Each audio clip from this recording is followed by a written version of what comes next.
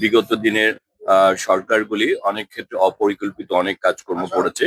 তা আমরা এখন যেটা করছি সেটা হচ্ছে যে আমাদের সক্ষমতা সর্বোচ্চ ব্যবহার করে এবং আমরা অগ্রাধিকার ভিত্তিতে আমাদের উন্নয়ন কর্মকাণ্ডগুলি পরিচালনা করছি এবং সেই ক্ষেত্রে আমরা যেটি হচ্ছে যে মূল যে সড়কগুলি সেগুলিকে আমরা বেশি অগ্রাধিকার দিচ্ছি এবং রেলের ক্ষেত্রেও আমরা মূল যে রেল লাইনগুলো, রেল ট্রেক অথবা আমাদের লোকোমোটিভ ক্যারেজ এইসব দিক দিয়ে আমরা যাত্রী সেবার এবং স্টেশন আমরা এইসবগুলি দিয়ে এবং কানেক্টিভিটি বাড়ানোর জন্য যে কাজগুলি আছে সেগুলি করছি।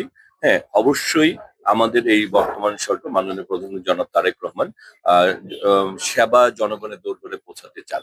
তবে আমরা মাত্র 4 মাসে এই সরকার, তবে আপনারা দেখছেন এই সরকারের গতি অনেক ব্যাপক।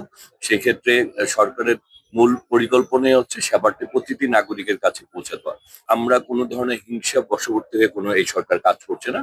যে কাজটি করলে জনগণ উপকৃত হবে আমরা সেই কাজগুলি, সুতরাং আমরা সবকিছু নিয়েই আমরা ফিজিবিলিটি স্টাডি করছি, করে আমরা যে কাজটি করলে অনেক লোক উপকৃত হবে, অল্প সময়ে বেশি মানুষকে সেবা দেওয়া যাবে, আমরা সেগুলি দিকে চিন্তা ভাবনা করছি।